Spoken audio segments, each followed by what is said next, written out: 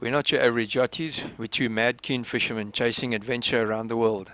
This is John and I'm Trevor. Join us as we go in search of the untouched surfing, fishing and diving spots around the world. Tune in every Monday, subscribe and follow us as we share our adventures with you. Trevor catching a Dorado. They're swimming around the boat here. The whole shoulder. While under sail. While under sail. We're just cruising. Babs, you want to take this out the way from me?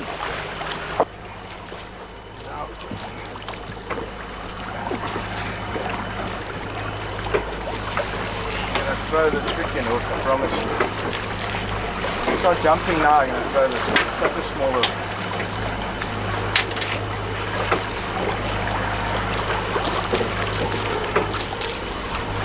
Here's a Dorado right here. Here's another one. Here's a Dory right here. Right here, swimming right here. Birds flying here.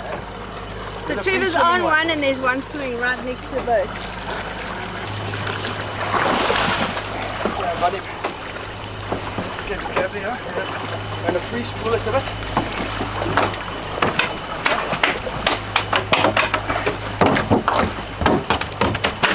Look at that blue color. Oh, so beautiful.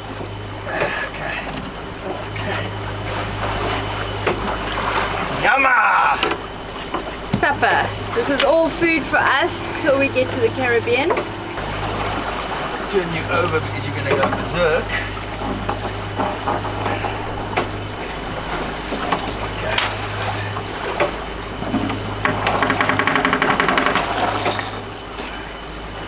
And yeah, we caught two. And we're also having a washing day, so. Down the washing line go. There is Steve, busy in front. Oh, there's one right under the boat. Also with the boat full of washing this side. Yeah. So we were just cruising and now we are onto the Dorado. There's just shoals all over. Just ahead of us. The fishing at Northwest Banks wasn't very good. But fortunately, as we left, we ran into the shoal of Dorado, which were chasing fly fish around the boat. So we used some spinning gear while we were under sail and managed to hook probably about 8 and landed 5. So perfect addition to our food stocks and yeah, very welcome. What it could do. Check it, maak so snail. I see that. The difference between Check a it sharp out. Look knife at that, look at that. how easy it is when the knife is sharp. It might be an old knife, but it's an old fisherman's knife. So when I asked for the sharp knife, You got to talk to the camera now. This is a tutorial on how to. On how to fillet. This is for the yachties out there that don't know how to fillet the Dorado. See, first of all, you must have your matching Dorado pants on. It's really important. That's why they come to the boat. So you don't have to buy the correct lure. You have to get the right pants. It's very important. And if you get blood on them, I'm not washing it out. Blood on them already. And then all you do is pull the skin off. Poke a little hole.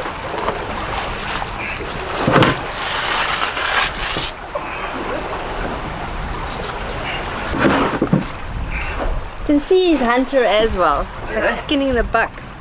Same thing. Skinning the buck. Yeah.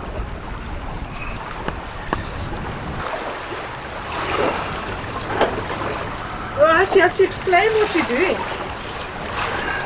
Just filleting. It's pretty simple. I should actually let this bleed out a little bit.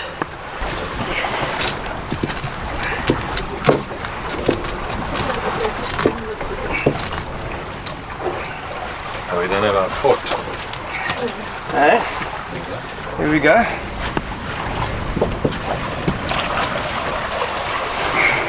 Wunderbar. Wunderbar. This bird is quite interested. Check it out. In the Wave walker. Yeah, the wave walker. He's interested in the blood. blood and the bits and pieces. Come on. This is definitely need the filleting freaking table.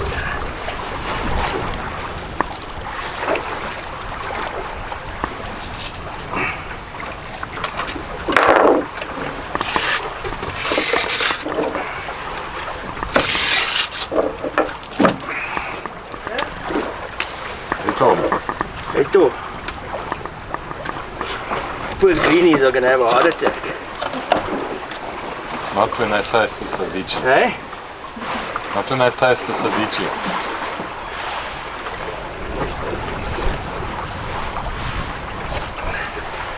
Not worrying too much about a little bit of wastage on the stomach area. And there you have it. One fillet without touching, there's no mess. See, tagged and released, free to swim again. Day 3, 200 miles out of Cape Verde, and the wind's gone. Motoring, my pet hate. Had a lovely day catching Dorado yesterday, but they've gone quiet as well now. We're out in the middle of nowhere. Big swell running, flat calm. Day 4 on the crossing. It's afternoon. The guys are watching some television, watching a movie. We're running a full main and the code 0. We've got like 5 knots of wind. First time we've run this configuration. And we're doing 4.7, 4.6. We got 3.6 and 1.1 apparent. Actually doing really well considering the amount of wind that's happening. What do you say, Christina? Not saying much. All's good. Very docile, slow passage. It's been, weather's been really nice. Too nice actually. Well, she's actually doing super well considering the conditions. I mean, there's barely any wind out there. Yeah, it's going to be long if we go at this speed. End of day 4! Yay! Day 4, and we're losing our marbles.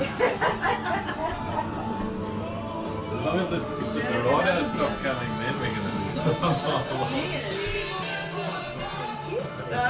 Cheers! Here's to another 24 days. Cheers. End of day 4 in the blues. Beautiful sunset. We've been we motored most of yesterday and the night before because there was just no wind. Trying to catch up to a system that's ahead of us, and yeah, monitoring the weather and that. We're starting to get a bit of wind now, and tomorrow is supposed to pick up and then go up, slowly, steadily pick up to 18 knots. So it's been super slow. I was hoping to do it in like 10-11 days, but we just hit such a big hole in the wind, and we've basically been stalled for 4 days. So yeah, but it's been good for everybody on the boat because it's first time out and it's sort of a blooding process. So it's been cool. Nice and chilled, caught some nice fish. Sure, it's going to get a bit more lively towards the end.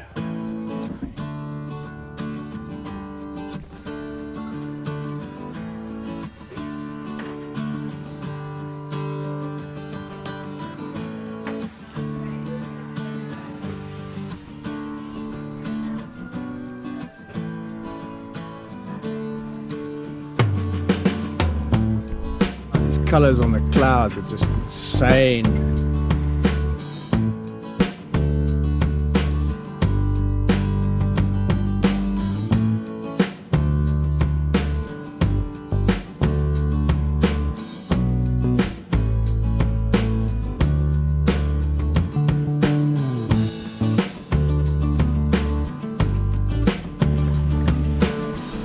This is what mid-ocean sailing's all about. Wow. Woo. That's what it's all about. Woo. And the moon coming up, so we have some full moon sailing coming up as well. So super cool to be out on the ocean. It's super nice conditions.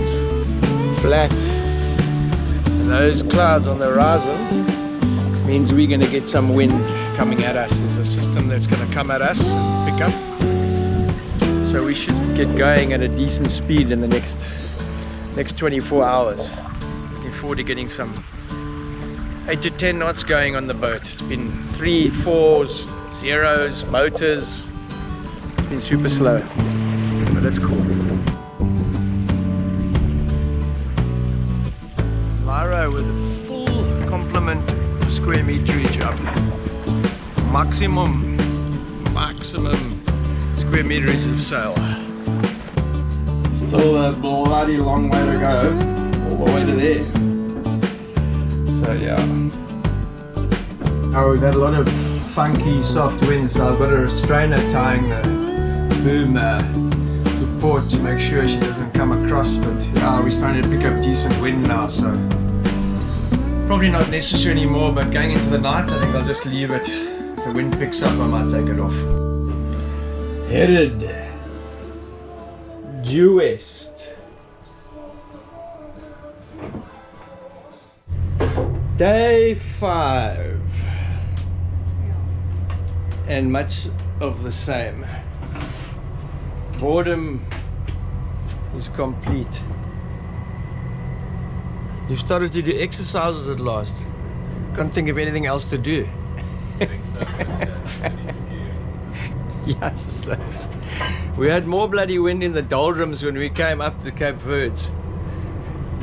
This is what it's been like. We've had spits and spats of little bits of wind.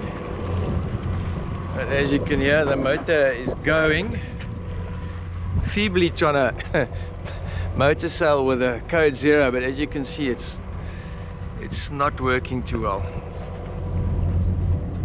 The wind keeps on coming around, comes up, we put sails up, goes down. Jack's been really busy in and out of the box, but yeah, very, very slow, excruciating. We're probably not even a quarter of the way across. 5 days, we've done about 300 and something miles. We'll be lucky to do it in 30 at this rate. Yeah, early morning, day 6. It's been super slow going. Got a little bit of wind this morning. I'm going to show you. We're doing 5.6, 5.3. Got true of 5.6, 5.5, and 6.4. And sailing the main and the code 0. Light wind sailing on Noah. Super slow. It's been, hoping we're going to sail from now on. It's been really, really slow.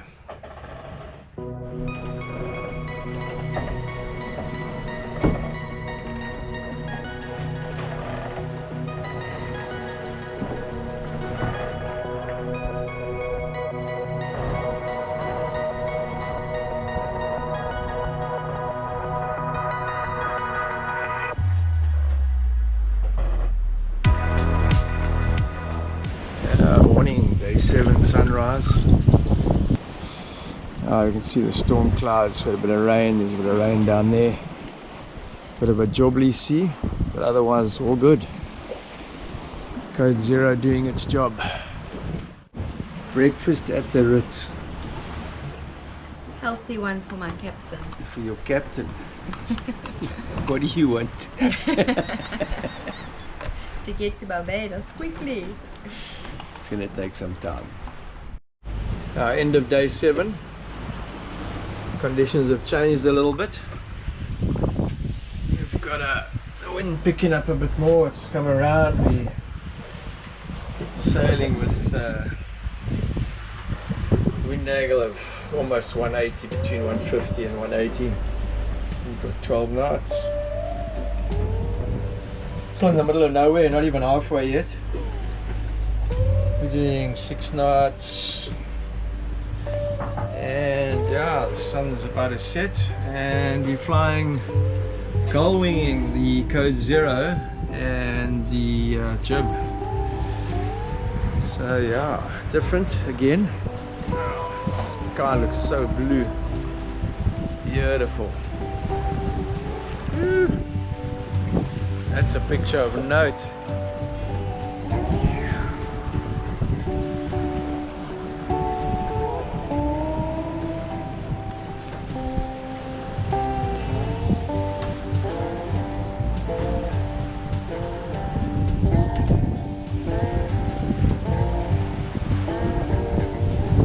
Super cool sailing like this.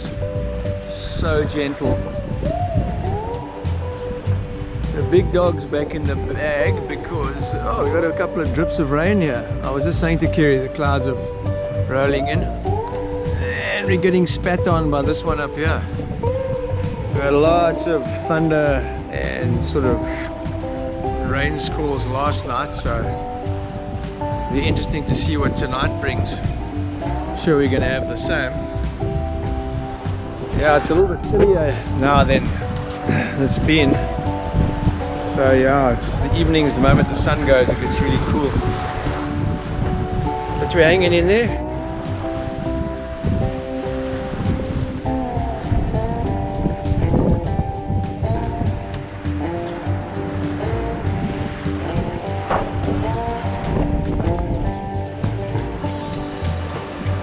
Oh, the sun's gone.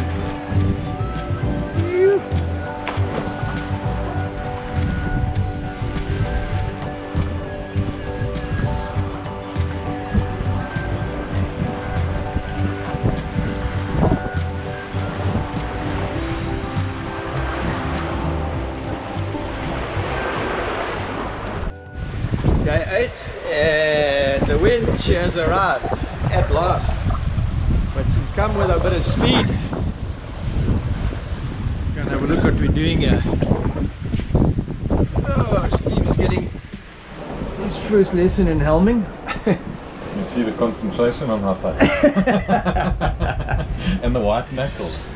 Alright, so we've got probably too much wind. We've got 22 knots true, we've got 15 apparent. Pushing the boundaries, we're running the code still in tandem with the main, and yeah, we're probably a little bit overpowered again, but we're smoking along. We're doing 9, 10. Whoops. It's just luffing a bit because the main's taking the code's wind out. So this is how we end day 8. Didn't want to be flying the code. We had a bit of a problem getting it down. We had a lot of wind. It's actually backed off now. It's typical. The moment you do something, it backs off. Anyway, we've gone for a gull wing for the night, which is a bit safer, and everybody can have a rest.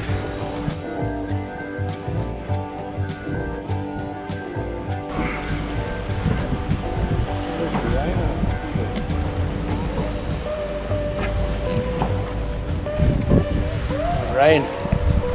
Yeah, some heavy clouds and systems around, so we're getting big gusts and stuff, so rather to be on the safe side.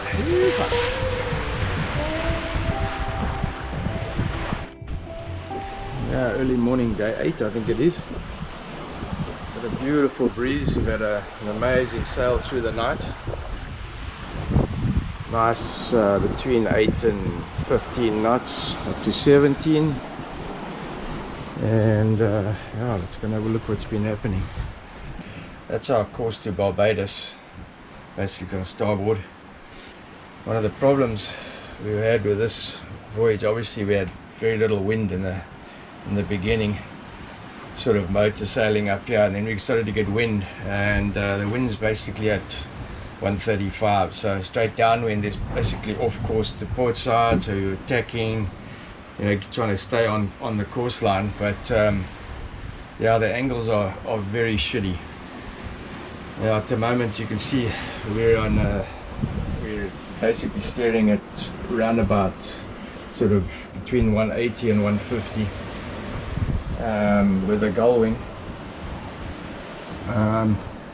So it's all good. You can stay on that course, but you're not headed in the right direction. And if we wanted to go on a port tack, you'd have to do it either with just the just the code 0, or you'd have to put the main and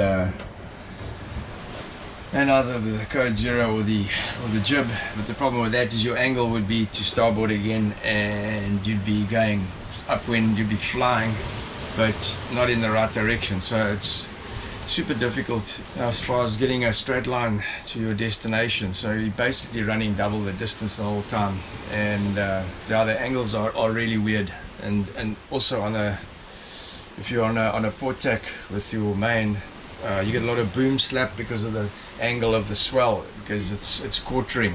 So we've got to do preventers and things like that. So yeah, it's an very awkward passage. I think possibly in hindsight should have gone further south straight away, but we went up to Northwest Banks to catch some fish, so that put us in the northern quadrant. So probably the best thing to have done is to go straight south for 2 days or 3 days, and then turned and then had angle. But yeah, even then I don't think you'd have enough angle to sail on your main. So yeah, it's basically a zigzag tacky-tack all the way to Barbados. Now join us next week for a much more lively second half of the crossing. We change plans and head for St. Lucia and experience some heavy weather. Make sure you subscribe and join us then. Thanks for watching.